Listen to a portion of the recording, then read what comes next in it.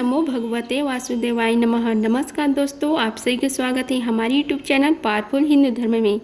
आज हम आप सभी को भादो मास में श्रीमद् भागवत महापुराण में द्वितीय स्कंद में कथा अध्याय 34 और 35 का रसपान कराएंगे। आइए रसपान कीजिए कथा अध्याय 34 का, जिसमें वर्णन है राजा परीक्षित के विविध प्रश्न।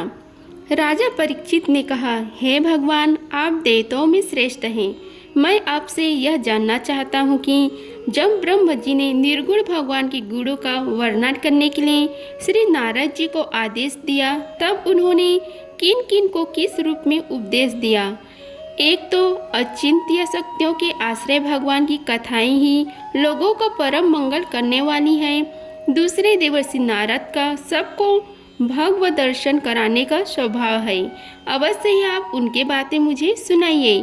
हे महाभाग्यवान सुखदेव जी, आप मुझे ऐसा उपदेश कीजिए कि मैं अपने आसक्ति रहित मन को सर्वात्मा भगवान श्री कृष्ण में तन्मय करके अपना शरीर छोड़ सकूं। जो लोग उनकी लीलाओं का श्रद्धा के साथ नित्य श्रवण और कथन करते हैं, उनके हृदय में थोड़े ही समय में भगवान प्रकट हो जाते हैं।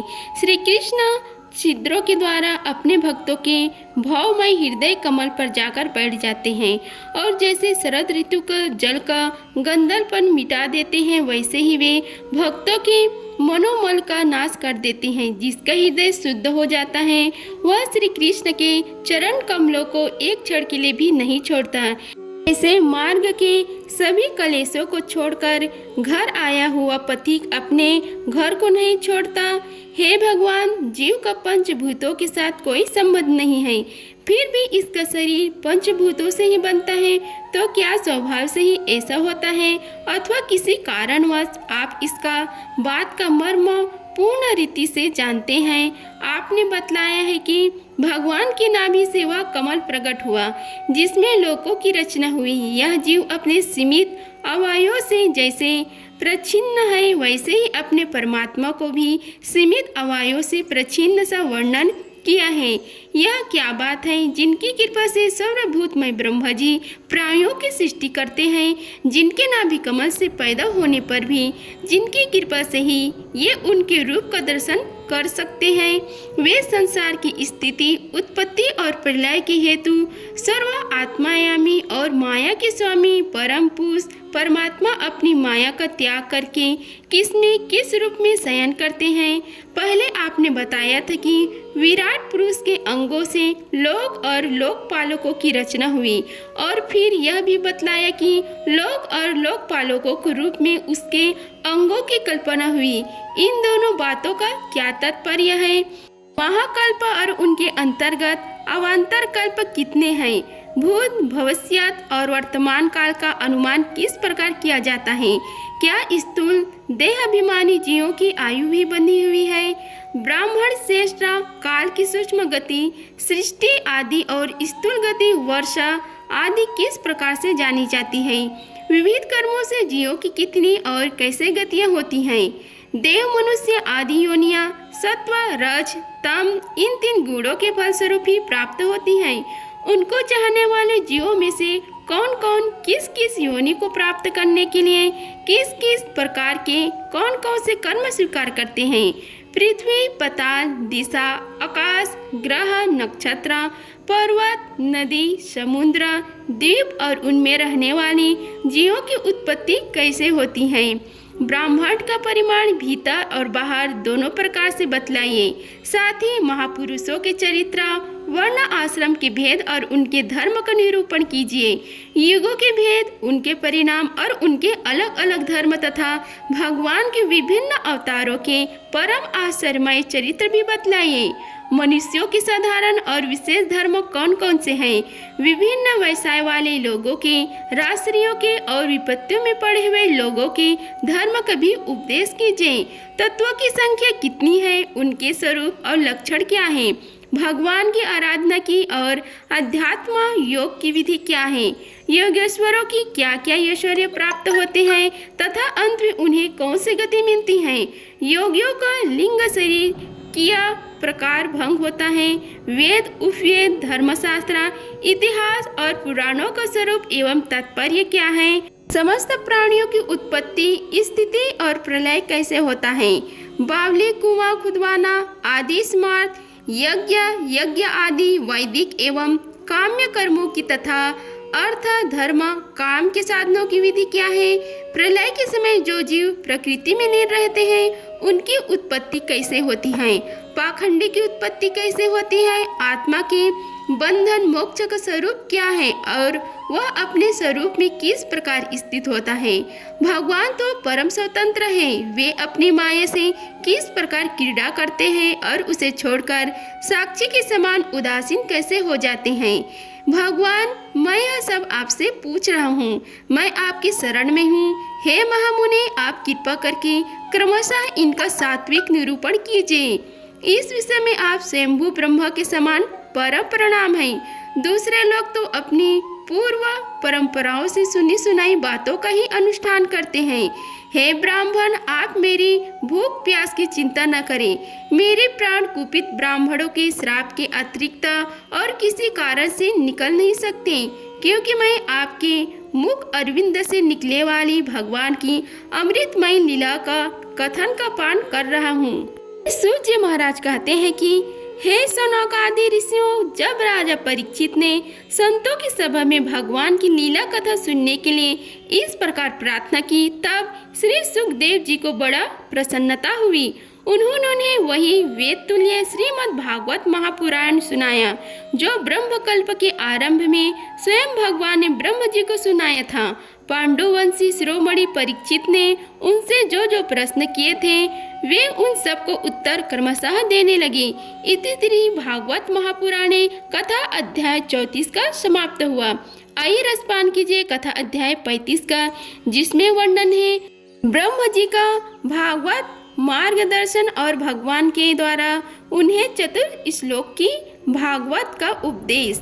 श्री सुखदेव जी ने कहा, हे परीक्षित, जैसे स्वप्न में देखे जाने वाले पदार्थों के साथ उसे देखने वाले को कोई संबंध नहीं होता, वैसे ही देह आदि से अतीत अनुभव स्वरूप आत्मा का माया के बिना दृश्य पदार्थों के साथ कोई संबंध नहीं हो सकता।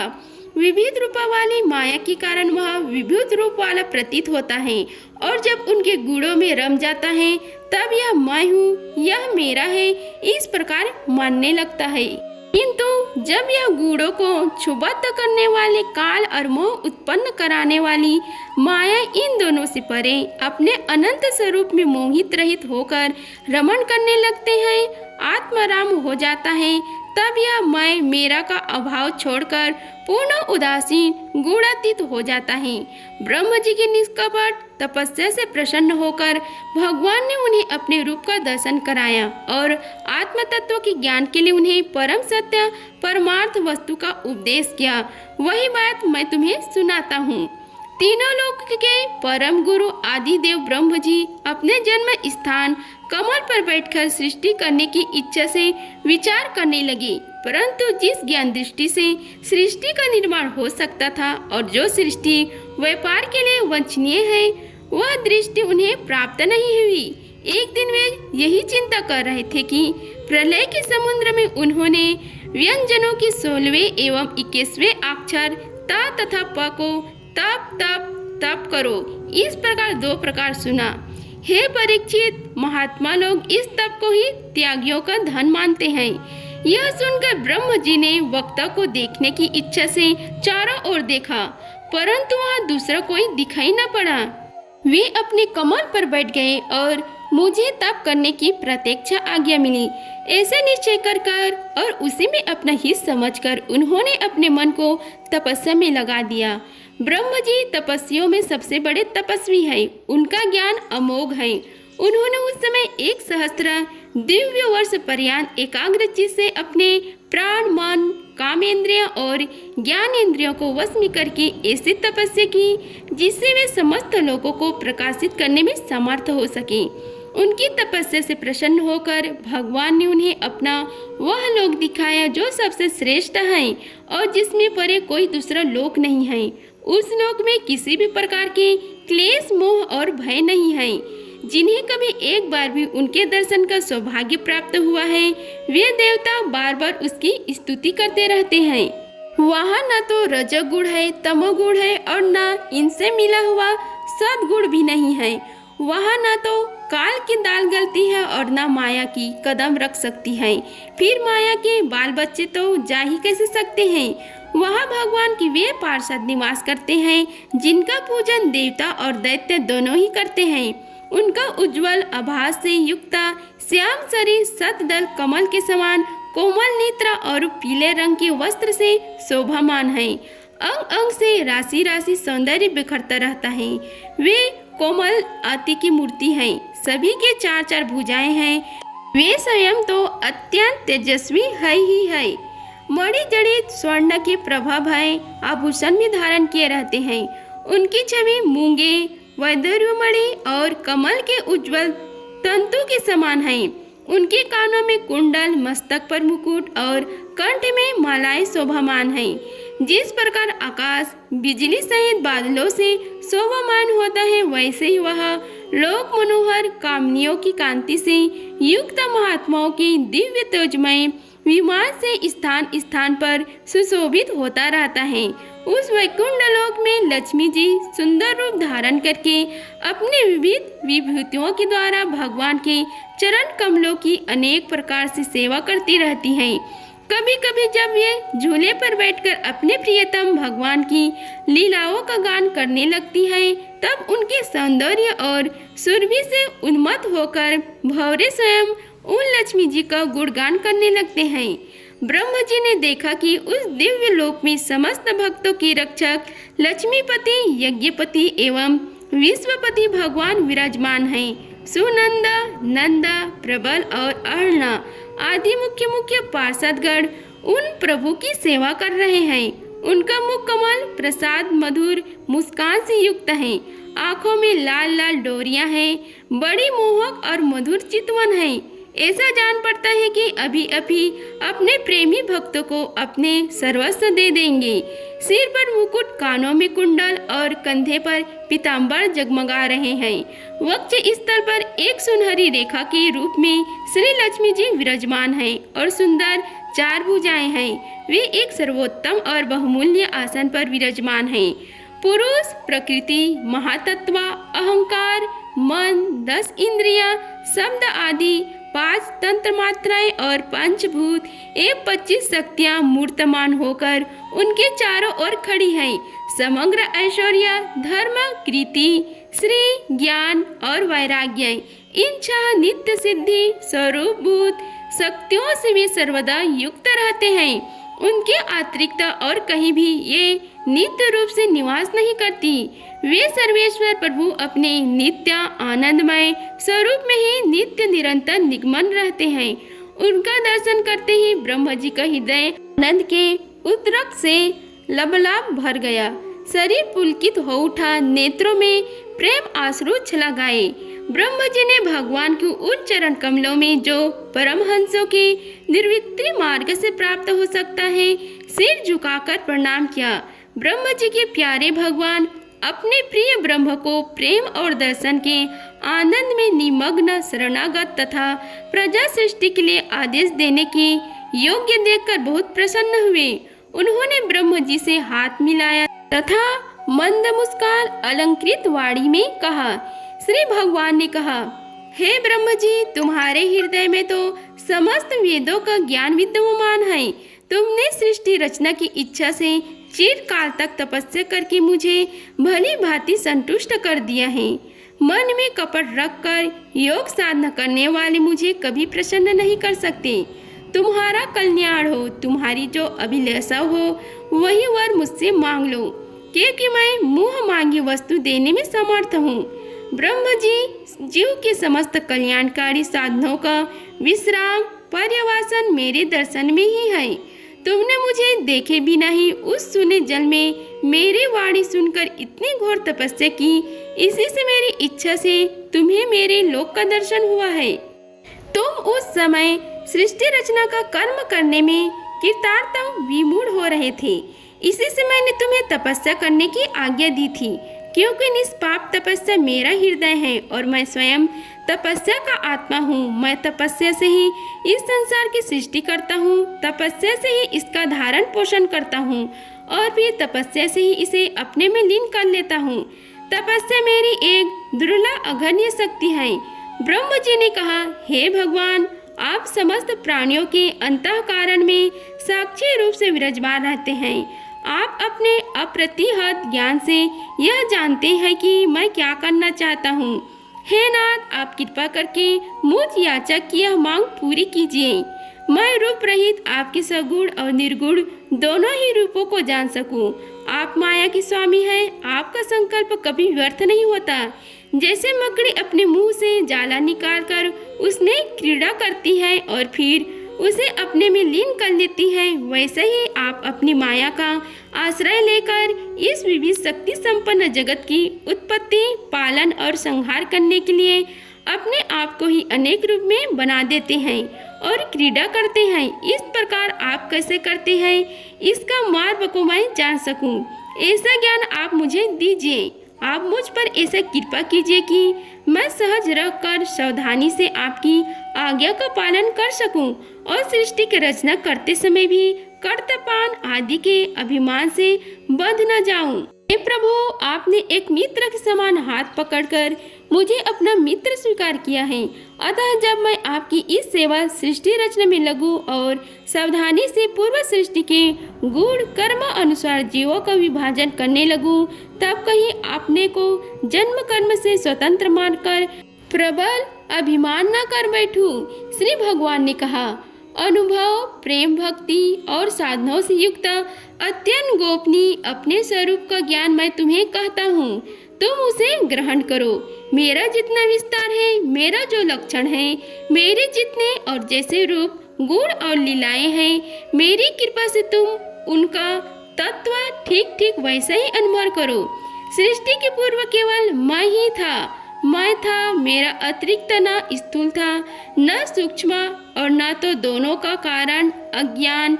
जहाँ यह सृष्टि नहीं है, वहाँ मैं ही हूँ और इस सृष्टि के रूप में जो कुछ प्रतीत हो रहा है वह भी मैं ही हूँ और जो कुछ बचे रहेगा वह भी मैं ही हूँ। वास्तव में न होने पर भी जो कुछ अनिवर्चनीय वस्तु मेरी अतिरिक्त मुझ परमात्मा में दो चंद्रमाओं की तरह मिथ्या ही प्रतीत हो रही हैं, अथवा विद्यमान होने पर भी आकाश मंडल के नक्षत्रों में राहु की भांति जो मेरी प्रतीति नहीं होती, इसे मेरी माया समझना चाहिए। जैसे प्राणियों के पंचभूत रचित छोटे बड़े शरीर में आकाश आदि पंच महाभूत उन शरीर के कार्य रूप से निर्मित होने के कारण प्रवेश करते भी हैं और पहले से ही उन स्थानों और रूपों में कारण रूप से विद्यमान रहने के कारण प्रवेश नहीं भी करते, वैसे ही उन प्राणियों के शरीर की दृष्टि से मैं उनमें आत्मा के रूप में प्रवेश किया हुआ हूँ और आत्मदृष्टि से अपने अतिरिक्त और कोई वस्तु न होने के कारण उनमें प्रविष्ट नहीं भी हूँ। यह ब्रह्म नहीं, यह ब्रह्म नहीं, इस प्रकार निषेध की पद्धति से और यह ब्रह्म है, यह ब्रह्म है, इस अन्वय की पद्धति से यही सिद्ध होता है कि सर्वतीत एवं सर्वस्वरूप भगवान ही सर्वदा और सर्वत्र स्थित है। वही वास्तविक तत्व है। जो आत्मा अथवा परमात्मा का तत्व जानना चाहते हैं, उन्हें केवल इतने ही जानने की आवश्यकता है। हे ब्रह्म जी, तुम अविचल समाधि के द्वारा मेरे इस सिद्धांत में पूर्ण निष्ठा कर लो। इसमें तुम्हें कल्प कल्प में विविध प्रकार की सृष्टि रचना करने रहने पर भी कभी कभी मोह नहीं होगा। श्री सुखदेव जी कहते हैं, लोक पितामह ब्रह्म जी को इस प्रकार उपदेश देकर अजन्मा भगवान ने उनके देखते ही देखते अपने उस रूप को छुपा लिया। जब सर्वभूत स्वरूप ब्रह्म जी ने देखा कि भगवान ने अपने इंद्र गोचर स्वरूप को हमारे नेत्रों के सामने से हटा लिया है, तब उन्होंने अंजलि बांधकर उन्हें प्रणाम किया और पहले कल्प में जैसे सृष्टि थी उसी रूप में इस विश्व की रचना की। एक बार धर्मपति प्रजापति ब्रह्म जी ने सारी जनता का कल्याण हो अपने इस स्वार्थ की पूर्ति के लिए विधि पूर्वक यम नियमों को धारण किया। उस समय उनके पुत्रों में सबसे अधिक प्रिय परम भक्त देवर्षि नारद जी ने मायापति भगवान की माया का तत्व जानने की इच्छा से बड़ी संयम, विनय और सौम्यता से अनुगत होकर उनकी सेवा की और उन्होंने सेवा से ब्रह्म जी को बहुत ही संतुष्ट कर लिया। हे परीक्षित, जब देवर्षि नारद ने देखा कि मेरे लोग पिताजी मुझ पर प्रसन्न हैं, तब उन्होंने उनसे यही प्रश्न किया जो तुम मुझसे कह रहे हो। उनके प्रश्न से ब्रह्म जी और भी प्रसन्न हुए। फिर उन्होंने यह 10 लक्षण वाला भागवत पुराण अपने पुत्र नारद जी को सुनाया, जिसका स्वयं भगवान उन्हें उपदेश किया था। हे परीक्षित, जिस समय मेरे परम तेजस्वी पिता सरस्वती के तट पर बैठकर परमात्मा के ध्यान में मग्न थे, उस समय देवर्षि नारद जी ने वही भागवत उन्हें सुनाया। तुमने मुझसे जो यह प्रश्न किया है कि विराट पुरुष से इस जगत की उत्पत्ति कैसे हुई, तथा दूसरे भी जो बहुत से प्रश्न किए हैं, उन सब को उत्तर मैं उसी भागवत पुराण के रूप में देता हूँ। तीसरी भागवत महापुराणे द्वितीय स्कंदा कथा अध्याय 35 का समाप्त हुआ। अगर आप सभी को हमारी वीडियो अच्छी लगी होगी तो वीडियो को लाइक कीजिए, चैनल को सब्सक्राइब कीजिए और कमेंट बॉक्स में ओम नमो भगवते वासुदेवाय लिखें। धन्यवाद। मिलते हैं अगले वीडियो में, तब तक के लिए जय श्री राधे कृष्णा।